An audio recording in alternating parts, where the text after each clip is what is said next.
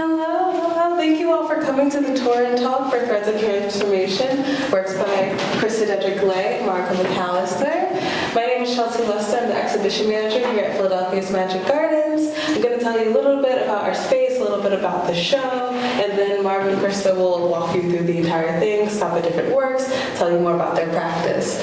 So a little bit about our galleries. We have about 4 or 5 shows every year. We exhibit artists that are responding to Isaiah Zagar's labyrinth of mosaics and installation and folk art. So we have Margaux and Krista here focusing on this human connection that's also really important to our space, focusing on mixed media, focusing on textile, painting, figure work, all these different themes, but they're also focusing on womanhood and motherhood and just their different experiences and their identities. So I'm going to let Margaux and Krista tell you about their practice, their journey as artists, and yeah, that's what we'll do. We're going to start in this room, then we're going to go to the back gallery, and then we'll come back for a Q&A. Does anyone have any questions before we get started? Okay, perfect. I'll let them take it away. Thank you all for coming. Do you want to go first? You want me to go first? Sure, go ahead. Oh, okay. Hi, I'm Krista, and this is one of my works. I'm a lot of the painting that you'll see in the show, but I'm a multidisciplinary artist, and so my little elevator pitch is usually that whatever materials I'm using, whatever my art ends up looking like, it tends to be about this process of reckoning with difficult feelings and emotions and circumstances and finding a way to, like, through it all to an easier place that is a little bit lighter. And my little phrase I like is, or perhaps even beautiful. And I recently had a show in LA that was titled Perhaps Even Beautiful, which was really meaningful. But I do figurative paintings, fiber works. This is one of my fiber works here. Sort of irreverent weavings. Sometimes I'm sewing.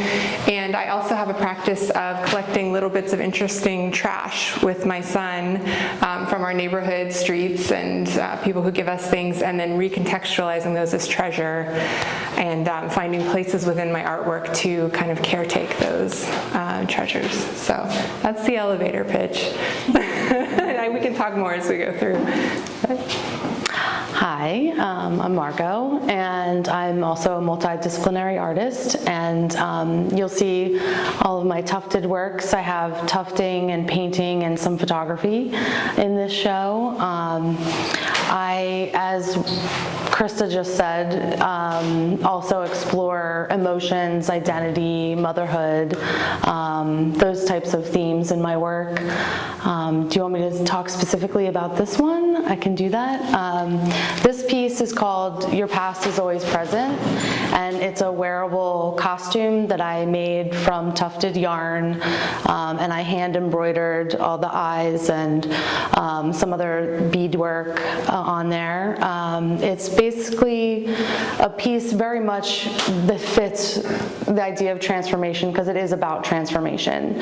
This piece is really about looking to the past, because there's a whole back here, which you can see in the picture that's hard to see from here, but it's about looking to the past and healing and taking forward the lessons rather than the icky feelings that you might have about things that you remember, and being present. So it's very much about putting the wearer in the present place and moving forward with clearer vision and good emotion going forward. So Nice. That's that piece. Do you have any, Krista, do you want to talk about this piece? Sure, yeah. This piece it's sort of rooted in some smaller 18 by 24 self-portraits that I was making in 2020, 2021, which were using just this sort of painted outline, and they didn't have any facial features, but they incorporated hands often and like bursts of light coming out of the body and stuff. And I just found those they felt really successful to me in terms of what I was trying to do. So I thought, let me see if I can try to put multiple figures in one painting. And the name, I was just talking to Robert, the name is asymptote, which I'm kind of am bastardizing a little bit. It's a scientific term that means kind of approaching a limit but never meeting it, right?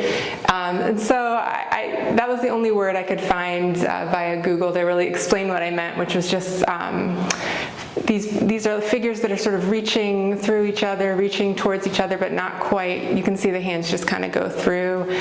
There's some contact, but they've even got sort of blindfolds on. So it was sort of about just relational, like, longing, but not finding. But a lot of people have had other takes on that, and I'm fine with that. So yeah, that's, I also was just really interested in having the figures kind of disappearing into the ground, like coming forward, going backward.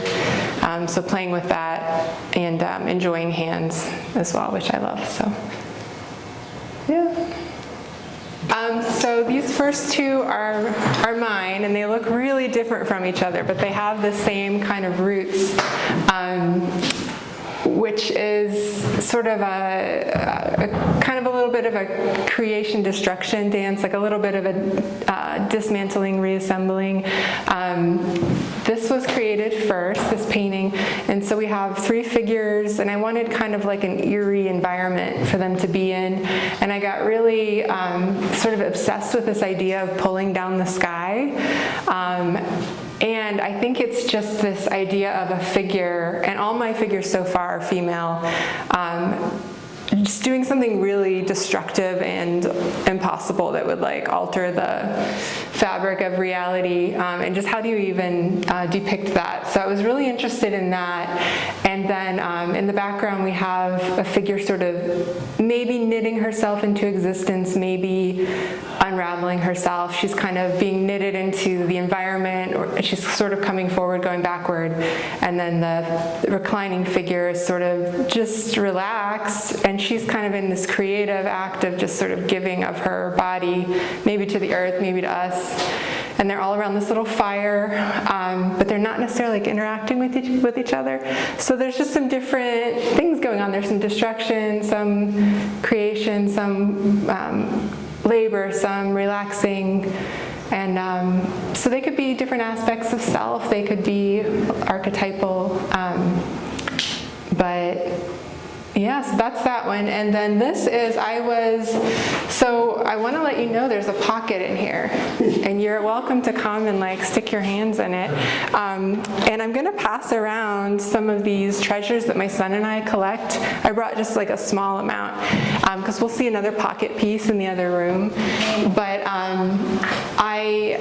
I've been making small weavings out of found objects and like my son's old clothes, my old clothes, things we find.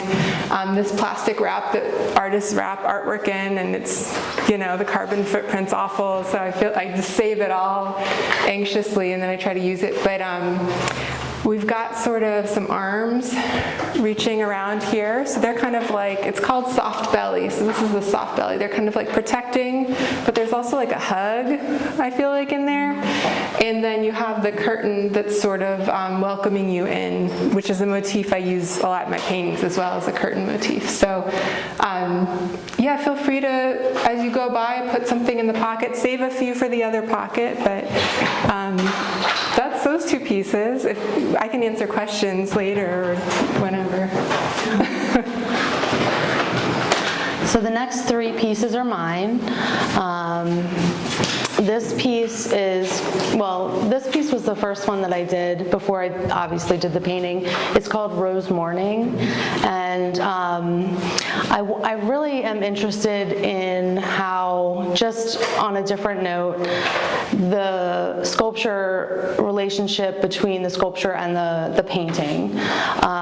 There's an excitement that I find when I can reiterate an idea into another medium and explore it from another perspective. And so I find that the paintings allow me to add context to the work as well as further the visual language. So this painting was actually a painting that the first one I did after 14 years of not painting. So it was like a big deal for me. And just discovering, you know, this relationship between my 3D art and my 2D art is very exciting for me. But in terms of the conceptual aspects of it, it's really a portrait of a mother in mourning, possibly for her past life before she had kids, or for all the things that, you know, friends or whatever she is missing at the time. But it's also a piece about rejuvenation and bringing life back. So the hollyhocks are actually in this painting from my garden. So I grow a lot of, I'm a big gardener, and I grow a lot of flowers purposefully for artwork. So, and hollyhocks tend to have this, they're, you know, super tall and beautiful, and they're regenerative. They drop seeds, they come back with force. Every year they come. So I really liked the aesthetic of them, you know, mixing the patterns and making this sort of self-portrait. And then this piece is Monster Mask #2, and it is called that because, well, it came after the first one, which is in the other room, which you guys will see. But I was really exploring the ideas of the mask being a shield and a protector. And because masks in general, you can look at them in so many different ways. It's hiding something, it could be protecting you, it could be exposing something, it could be part of a ritual. There's all of these different angles to look at it, and I really am attracted to that about the mask itself. And this one is just really talking about, again, this sort of mortality, and this, it's almost like a dichotomy. It's like positive and negative at the same time. This idea of our mortality, and then shielding everything we do to shield ourselves from that reality. And can I point out, the way Chelsea hung this is one of my favorite things, is the way this red line kind of comes off of my work and then repeats in Margaux's mask and then the painting, just this sort of red draping. Yeah. I love that so much. And then I'm going to walk down here. Yeah. Do you want me to talk about the drawing? Yes, okay. Of course. I love that part too, I will say. I'll turn it on a little bit. Yeah.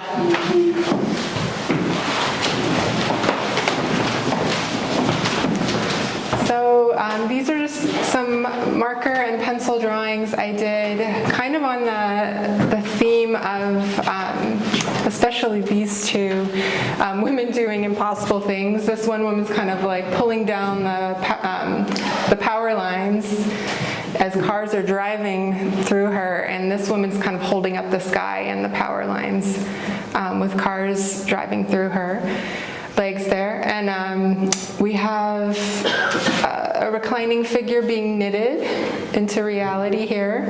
And then this one is really special. It's called Ecstasy, and it's based off that Bernini sculpture, St. Teresa in Ecstasy. I don't know if anyone's familiar. It's in Rome, and I saw it when I was in college forever ago, and it just like made such a mark on me. It's such a beautiful, beautiful piece. And there's, it's in a church, but there's something kind of violent about it and sensual. And so I took that kind of, I guess, motif and composition, but I brought in the fibers and the knitting. You know, I was working with fiber sculptures and I was trying to teach myself to knit at the time and doing little weavings, and I thought, well, let's draw the fibers, let's draw the yarn. And so we have, rather than the angel holding the arrow to pierce her, we have this figure holding 2 knitting needles, and it's not clear, like, is she gonna impale this knitted figure, or is she just, you know, creating her, and who are they to each other? I just find that image so interesting. So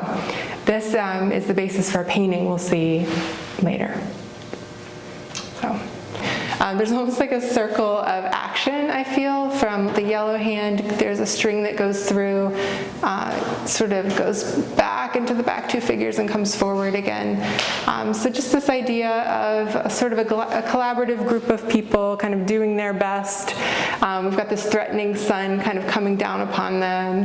The city in the background feels a little ominous, and they're sort of engaged in this like community project of some sort. Yeah, so that's that one. Yeah, so I'll talk, you walk. So I'll talk about this piece. This is the monster mask number 1 that I was talking about. So this was the first one, large, very large piece that I made that technically was a challenge to figure out with this material, but it's really a mask that is representative of anger and sort of that, you know, when women get angry, when mothers get angry, they're like monstrous, right? They're the monstrous mother, they're monstrous. And so I decided to make something that just visualized what I was feeling, and but it's also structured to be more also like that shield. So it's you know, coming to the realization that I as a person was probably using my anger as a shield.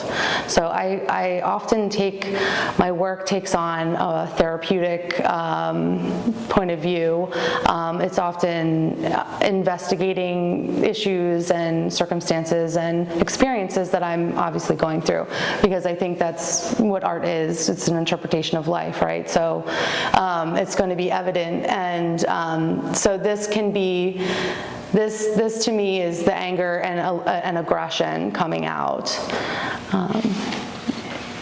Thank you. Yeah. Okay, so then we have this wall, and I'm going to start with this piece up here, this larger piece. It's called You Bring Your Darkness. And it was a lot of these pieces are coming from the perspective of me as a mother and what I'm bringing to my family, what I'm teaching my children, what are they learning in terms of coping mechanisms, how, you know, how are they regulating themselves, am I regulating myself? So this piece actually has the 4 eyes embroidered on the sides, and they're all based off of my family's eyes. So the top are me and my husband, and the bottom are my children. And then I always saw myself as the wearer of these masks, because I was doing them as, in a way, of self-portraiture.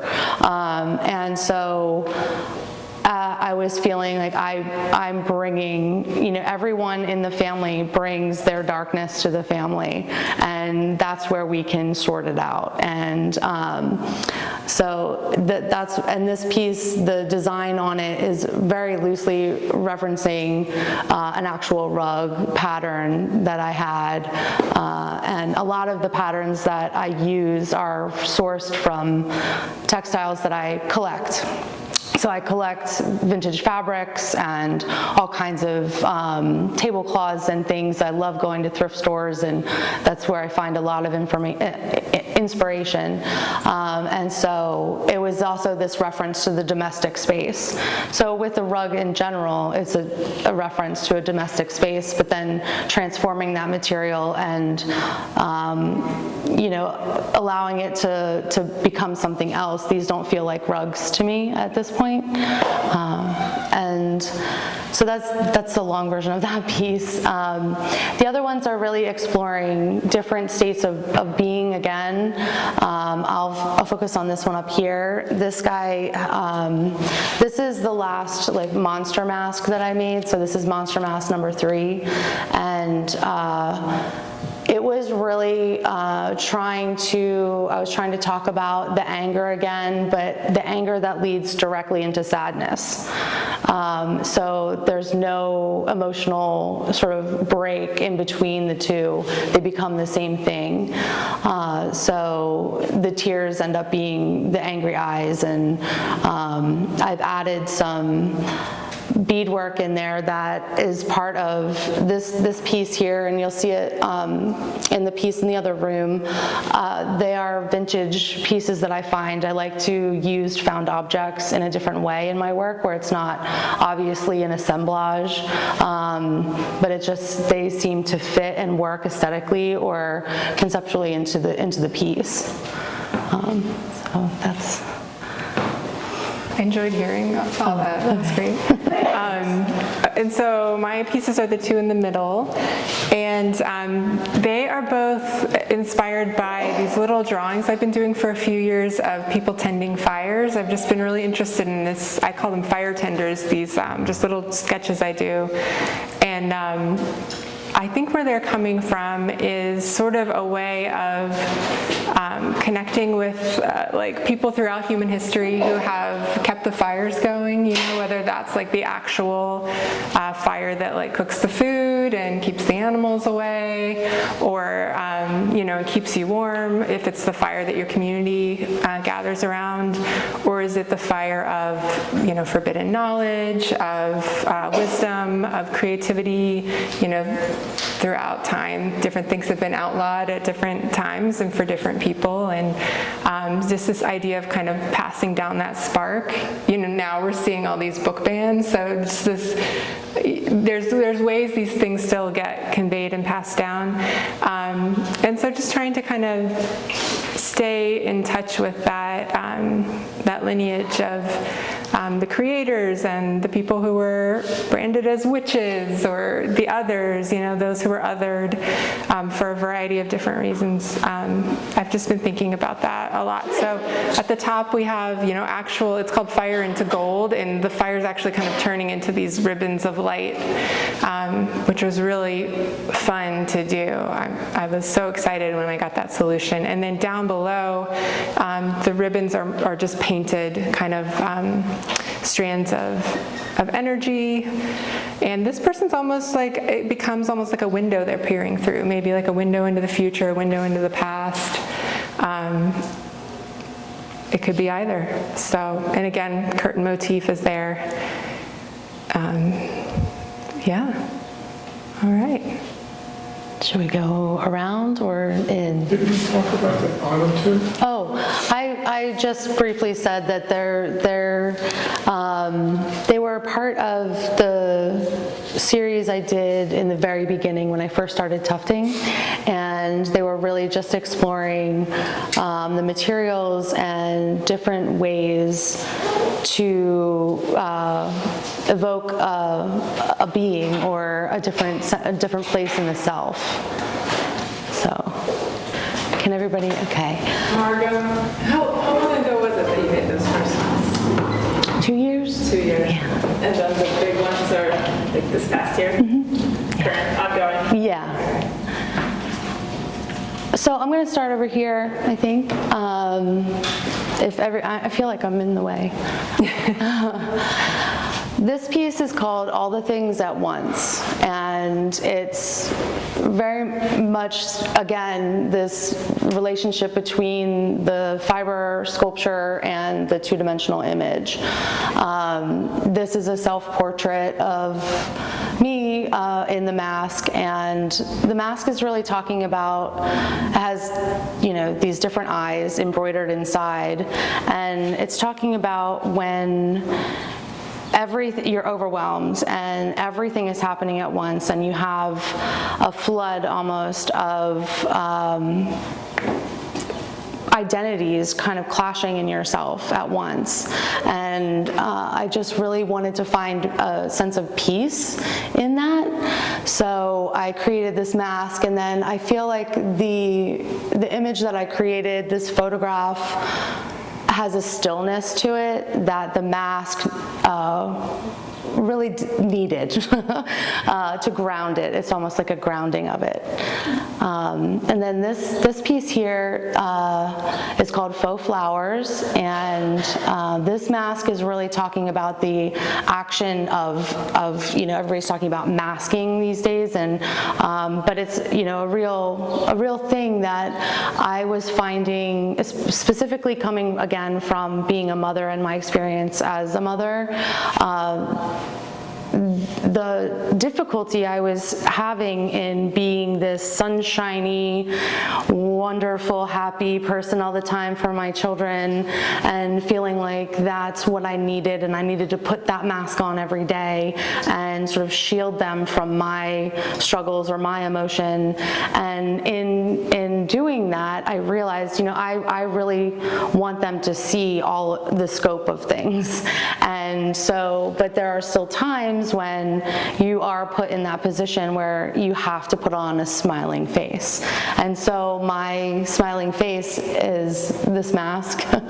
And again, I wanted to reiterate it in a new way, and I wanted to paint it because I love painting. And this one again is called More Than One Thing, and this one's really, there's embroidered eyes on the sides, and so it's like this symmetrical face that was made, and it's again sort of talking about this idea of allowing yourself to be two things, even if they're opposing at the same time.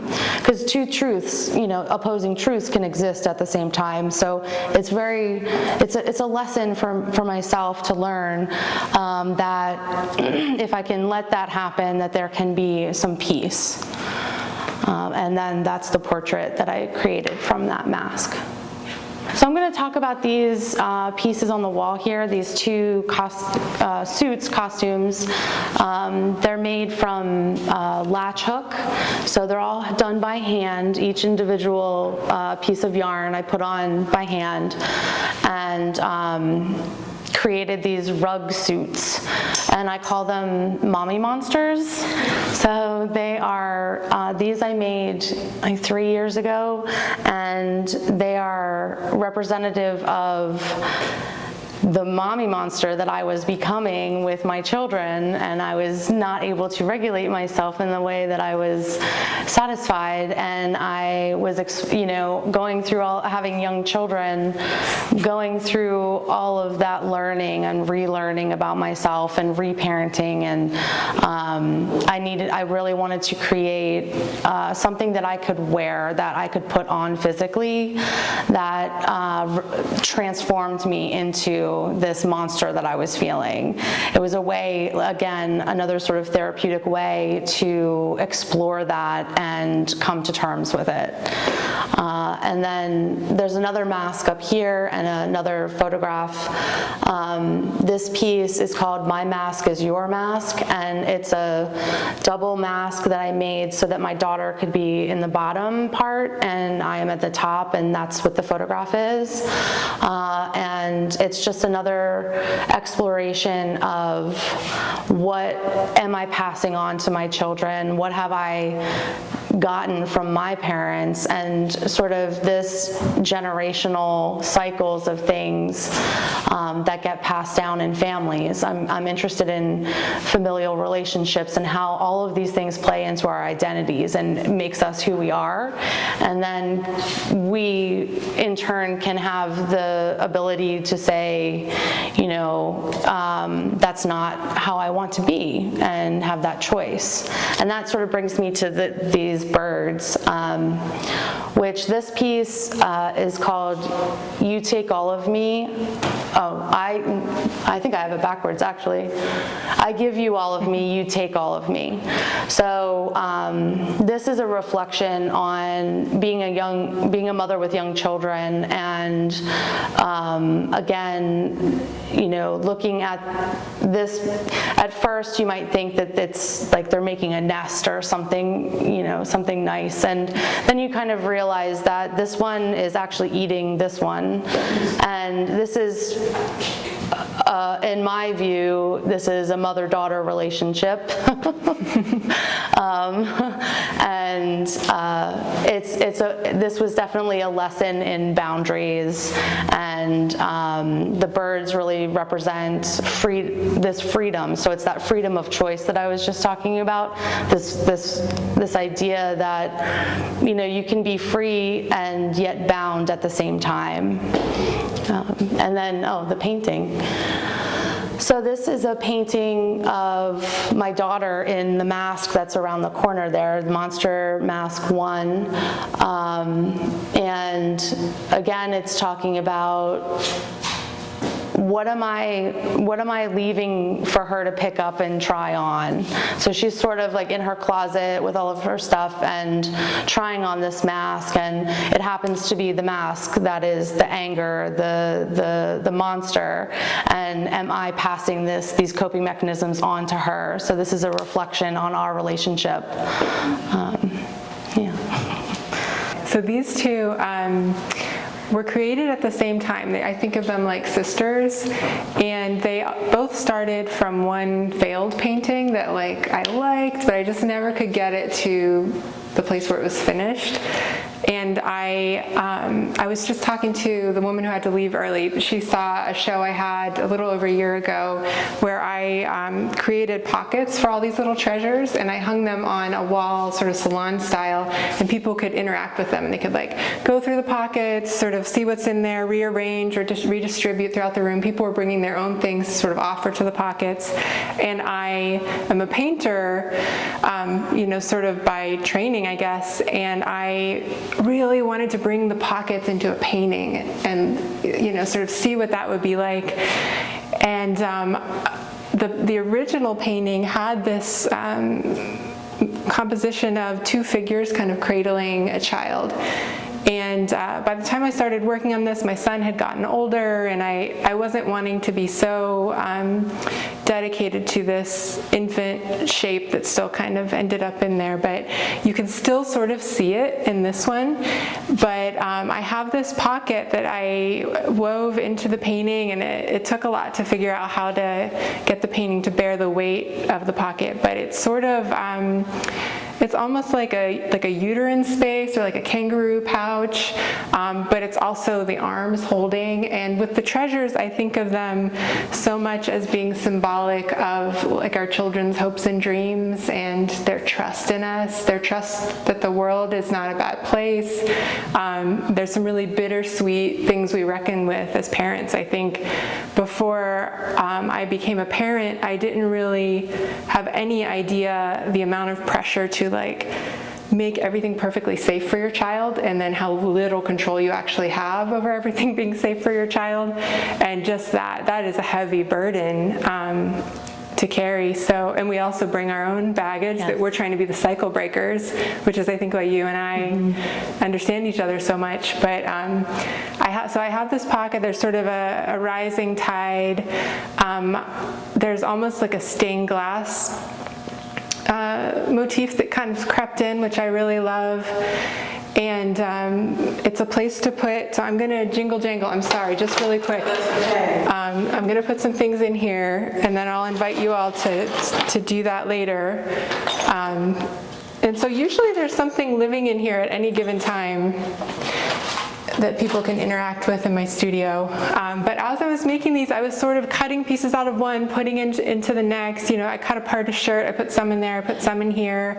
And it was like really scary the whole time, because I was like, I don't know where these are going, what they're gonna look like, I don't know what I'm doing. But I was just like determined. And I didn't get a pocket into this one because I just loved it so much the way it was. This is an old rug that used to be in my home. And again, we have, the arms cradling a child. We have sort of a rising tide. And I do like to always point out that this was given to me by another artist, this little piece of trash. At that show, I mentioned the Da Vinci Art Alliance show, and I loved it so much, I saved it, and then I put it in this piece. So that's those pieces. And then over here, I know you probably can't see it real well till you come in, but this is a pretty recent piece. It's called Grief Compounded, Grief Shared for All the Mothers. And it's got sort of an element in the middle that sticks out, and then there's another place where you can kind of reach in. It's not a pocket, but it's a space. And it's really sad for me. It's just my reaction as a mother to watching the multiple genocides unfolding. And I feel like once you're a mother, if you see something bad happen to children, it feels like your child. For me, I see my child's face on every one of those kids. And you see that happen and you're never the same again. So I just, with grief, kind of whatever sort of inadequate way I can, just sort of sending my love to the moms. So, yeah. That's but I invite you to check out the pockets at some point and interact with them. I wanted to ask about, your paintings, the colors relate to each other so well, with the tufted pinks and reds, Yeah. which feel very female, Yeah. right? So could you both talk about how you use color or how you think about color? Yeah, it's interesting because I just met Krista when we put this show together, and so it's just kind of amazing how there is that relationship between the work.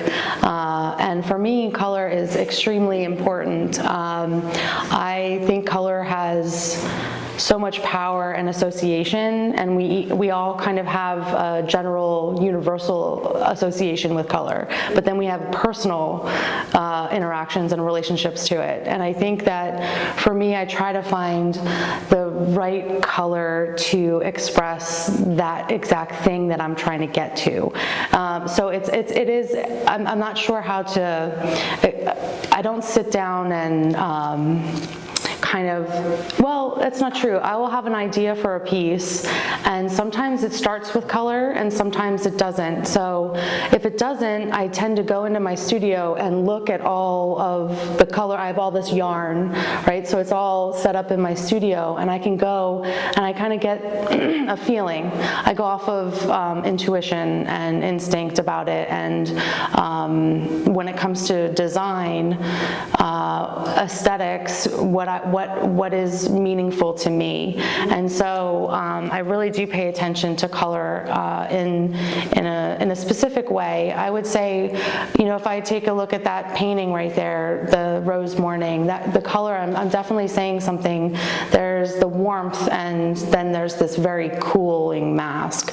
So there's that relationship between the warms and cools in that paintings that I find has a balance, but it's also, you can, for that it feels balanced, but then you can take it and use it in a different way and say it's off balance, and say, well, there's something, I'm really trying to push a different idea of, say, the piece I'm thinking of is the monster mask in the other room, that weird peachy, pinky, weird, just a strange color. And it's not a color that I particularly like, but it fit the feeling. It was that not super aggressive as red might be, or that people associate red with. It's a step back from that. And so there's a little bit more room for me conceptually to move when there's a color that I don't think people might have an instant reaction to. So I know that was a long, drawn out. No, that was so interesting. Yeah, that was really interesting, Margaux. I love color, and it's really important to me, but I don't have really necessarily symbolism, that I don't think that directly about it. Although maybe the one exception is there's this one shade of orange. It's called Purell Orange. It's acrylic, it's Golden brand, and I just go through, I'm obsessed with it. It's not cheap. I use it so much for underpaintings because there's something about it. Like, I'm looking at this one and it's under there. It just pokes through in a way that just gives everything this energy. And it's very intense. It feels a little bit unhinged to me, so that's the one. And I also love blue and orange together, so I'm usually finding a way to do that. And I want bright colors almost always, but I also like to see if I can still make it a little dark with bright colors. Can it have a little bit of an eerie vibe even with bright colors? I think some people just see bright colors and they're like, oh, it's cheerful, it's happy, and that's not necessarily how I see it. I think especially when you have like a bright magenta is another one I use a lot. There's like an intensity there that can be kind of anxious. And then red is another color I use, even just with like found fabric, and I like to paint it and draw it too, just as a way of kind of putting some energy into the piece. So, yeah. So,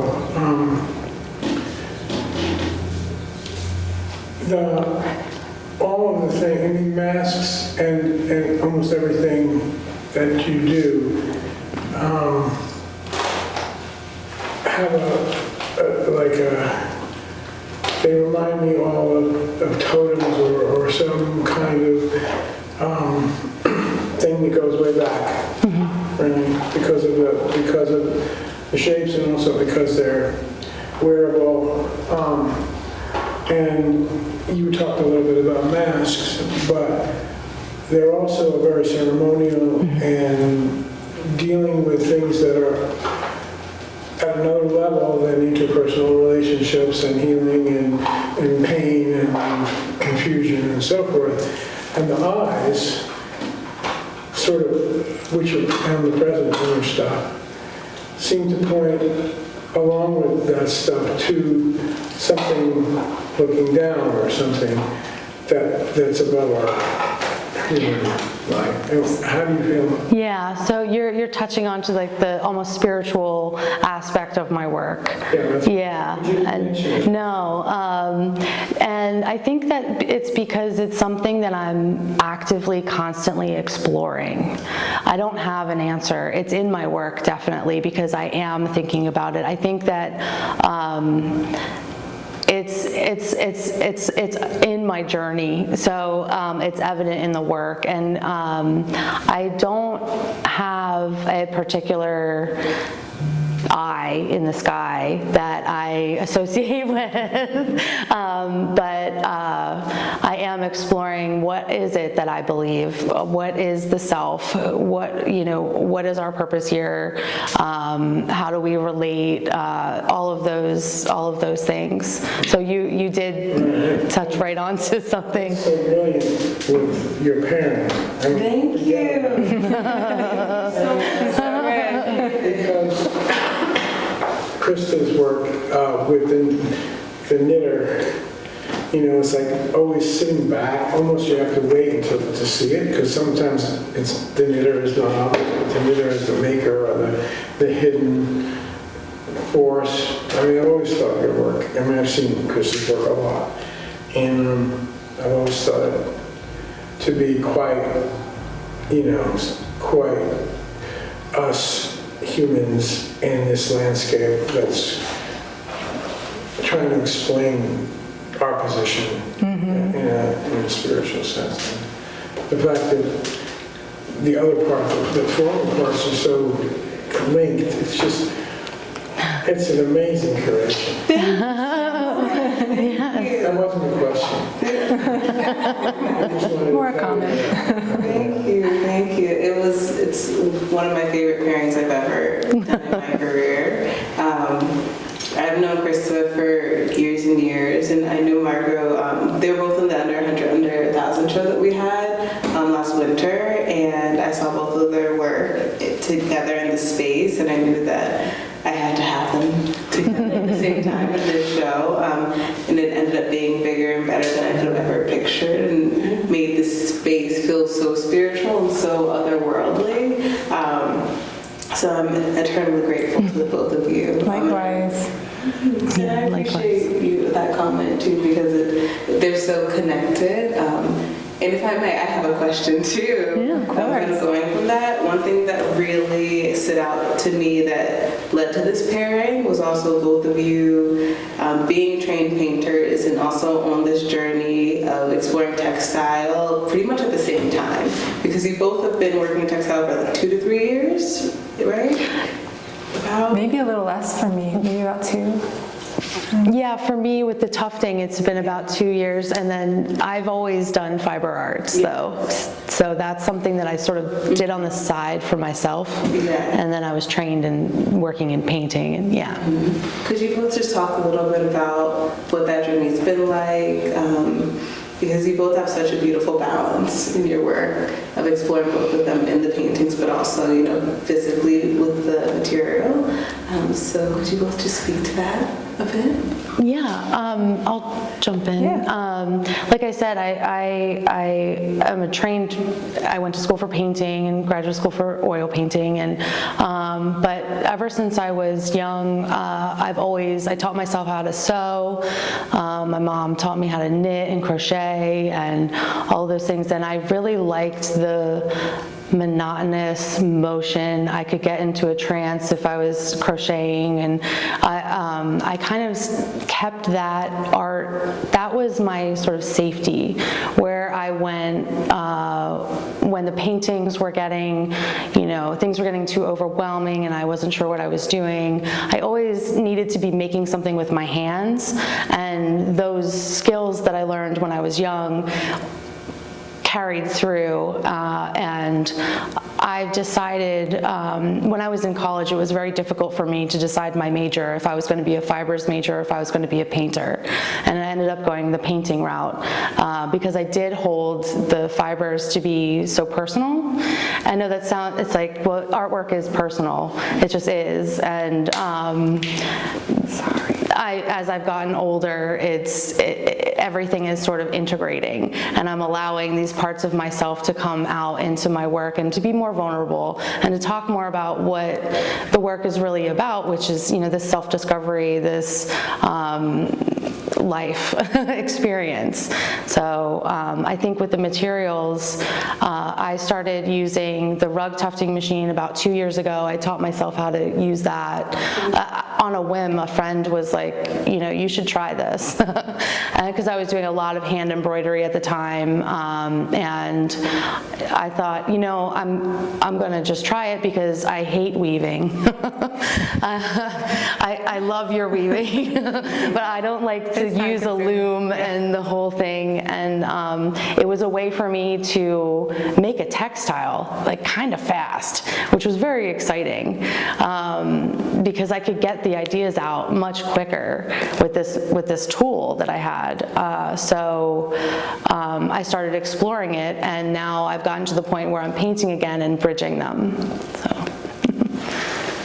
It's interesting that you were talking about kind of letting these conflicting aspects of self and these conflicting emotions coexist, and that being like a growth, a personal growth for you, and then you're bringing the fibers and the painting and finally letting them coexist.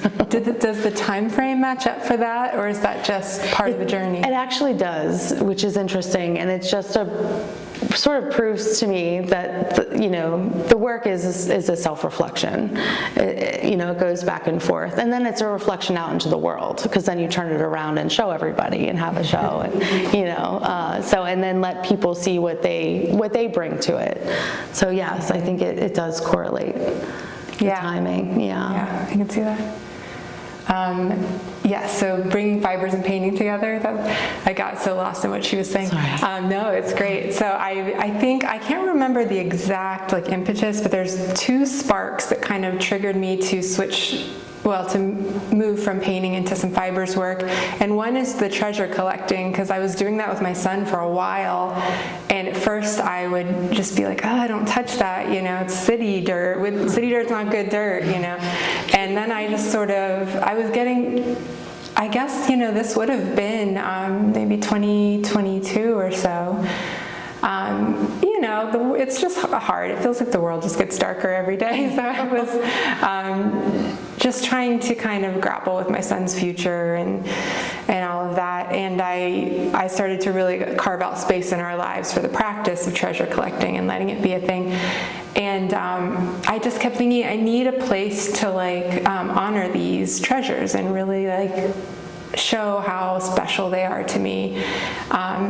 So that is is one piece where I just sort of thought, I'm doing this like domestic artistic practice. Like, if I'm going to create these treasures, let's pull in some domestic fabrics. And, we have all these old clothes and baby blankets. And I had so many baby blankets and, mismatched socks and all that stuff. Like, how do I bring all that into it? And at the same time, I'm working with imagery with these figures where I'm trying to, I kept thinking in my head, I want to weave these marks together in a way where the figures are kind of going back, coming forward. They're disappearing into the painting, they're emerging from it. And I'm always where I still don't feel like I'm where I want to be with that. I'm always working on it. And I just had a moment where I was like, what if instead of weaving with paint, I just actually weave, and let's just see what happens with that. And I made these little weavings for a while and I didn't show anyone because they're really rough, and I love that about them. And then I kind of sat back and looked at them. They're kind of journal entries, and I just thought, let's weave some paintings together and bring it closer together like you are. So at the same time, I've been thinking similar things about letting difficult aspects of self coexist, difficult realities, hope and despair, and bringing everything together in a visual way. So I don't know if that made sense, but happy to answer questions.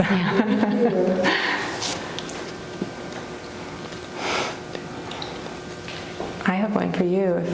If anyone else wants to jump in, feel free. For me? For you, can I? Yeah. Is there a way that you're separating yourself from big emotions, or what is it like for you when you're looking at a portrait? And also, second question, is it a different experience to look at the mask versus look at the portrait of the mask? Yes, I think so. I think they're a different experience, at least for me. But at this point, now I'm looking at the Rose Morning piece because they're right there. I feel like the mask itself, because I have the context in my mind, is incomplete, so I made the painting to bring the context. But your first question was, is there space between my emotion when I look at it or myself? Do you see it as part of yourself, or do you see it as other? No, I definitely see it as part of myself. It doesn't mean that I can't separate myself from it, but I do see them as self-portraits. Yeah. Does that answer your question? Yeah, okay. Definitely. I have a question about your masks, because you've talked about the fact that you're a mother quite a bit. Are you able to explain the significance to your children? Of the masks and everything? Yeah, so to a point, I have a 9-year-old and a 6-year-old. And so they come in and I have pictures of them with the masks on, and they're, playing, and they find the fun in it, right? Because it's fun, you're dressing up, you're becoming this other creature. But in terms of the level of concept, my 9-year-old, maybe a little, my 6-year-old, he's a little too young to kind of really get what I'm talking about. But because she was a participant in some of them, and she's a willing participant, I should say. She's willing. I didn't force her. She understands that. I think more that the art is important to me. She might not know exactly why, but she's happy to be a part of it and to do something with me. So it was when we took the portrait of the mask, the double mask, she was really excited about it, and it's almost like, oh, I get to do something with mommy. It might just be something like that. So I don't really think that they totally grasp the level of concept that I'm working at. Yeah. But they do understand that there's a significance to it that has to do with your parent. Yes. You being a daughter. Right. That's cool. Yeah. Margaux, you also said that you can do these fairly quickly. Well, not this one. Yeah, they are time consuming, and they've become more time consuming. In the beginning, I was so excited to get this machine that I could make something in a couple days, and otherwise if I was doing it, it would take, if I was doing the punch needle by hand, it would have taken me a lot longer. And I was having this sort of I was in this place in my process where I was sort of flooding with ideas, and I just wanted to get everything out as fast as I could. And it was very exciting to just be like, here we go, you know, and like just banging all this stuff out of my studio, and then being able to say, oh wow, look what's going on, and go through some editing, and you know, because I was learning the process of the technique, so there were mistakes made, and you know, figuring out materials. But yeah, so this, I mean, this piece took quite some time, because not only I did all the embroidery by hand, and the whole thing had to be stitched together, and it's lined with felt inside, so it's a completed piece. And there's some eyes in the top too. And the structure to hold it. Oh yes, we made, so yeah, and I had to figure out how I was going to present it. So this is another example of my bringing old things, found objects into the work in a non-obvious way, where I found a few different pieces of metal that we could weld together and put together. Like this is an umbrella stand, like a wrought iron umbrella stand. So things like that, but they're all from, you know, that I found. And in the other room, the birds, the perches, those are old antique, really old clothes horses that I found, and we cut them down and made them into, you know, I was able to fasten them into perches. Yeah. So how durable are the masks, or the, you know, like you mentioned, do your kids play with them, or they just try them on carefully with you? They don't play with them as toys. I don't let them. They are durable, but I'm still very careful with them because there's a lot of handwork on top. So I do the beadwork and the embroidery, and I don't want them to mess anything up. But I mean, all in all, like, this is a rug. You know, so this piece is heavy to wear. I would say it's not as heavy as like the lead vest you get to get an x-ray at the dentist, you know, like everybody knows that vest. So it's like, it's not quite there, but it's heavy. So yeah, I mean, I don't let them run around like, I have one question about speed.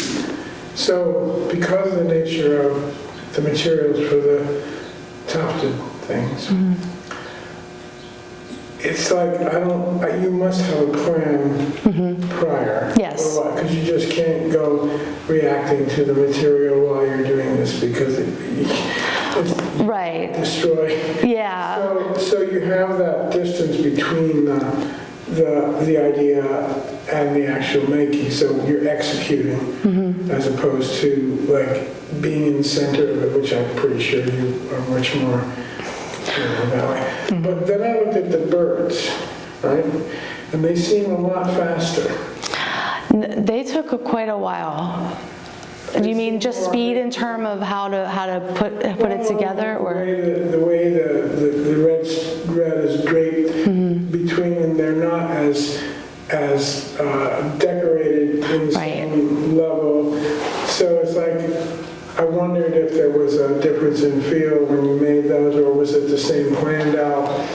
Probably was. Well, no, actually the birds were quite an experiment, because I didn't know what to expect. I didn't know how I was going to make them. I kind of just set out to do it. And and I made it too small, and then I had to scrap that. And then I had to make another one and make them bigger, and then it started to work. And I had to figure out, well, I need a form under there first so that I could wrap this around. So there's actually a metal, there's a whole metal structure inside that I filled with spray foam, and then I carved the spray foam away, and I wrapped it with the tufted material. Do you guys have any other questions? Just with Krista, when you were talking about the acrylics and they dry quick, so do you sketch out drawings first and get a really good idea? I am trying to do that more, and these are part of that. And I also, there's a chemical you can put in the paint to slow it down just a little bit, and it buys you it could buy you like an hour. It depends on how much paint it is. And sometimes I put, I'll put saran wrap over it if I have to go away for a little bit or whatever. But I do have sketches, yes. And then often it kind of goes in a different direction. I do the sketch and it just doesn't work. So I'm like, okay, well, what does the painting call for now? Like, you start with maybe it's like this for you. You start with your idea, and maybe it's like this for Robert too. And then you look at it and you go, okay, well, now what does the art piece need? Because the idea is on there and it's not working. So what do we do now? So I guess that's the same way of saying reacting to. Yeah, I mean, I think the process, all us as artists, that we love it, right? We love that dialogue between you and your work. So I think that's, that it can change and it can grow, just over time, and then you get into habits, and then, which are some good and some not good. Yes, yeah. But, yeah. The work you did in oil before you were a mother, or probably, what was that? What was that like? How did that lead into this, or, or was there some big when you became mother? Well, yeah. What were you doing? No, so I had stopped painting after graduate school, so that was a long time ago, and it was life things had happened that stopped it, and I was working in fiber arts, and the paintings they used to be very conceptual. They were more abstract, but it's interesting because they relate a lot to Krista's work. In the colors, and I'll have to show you sometime my old work, but it's interesting that it connects so much to your work. Totally abstract or abstract figurative? Abstract figurative, yeah. Because that's kind of... Yeah. Mm-hmm.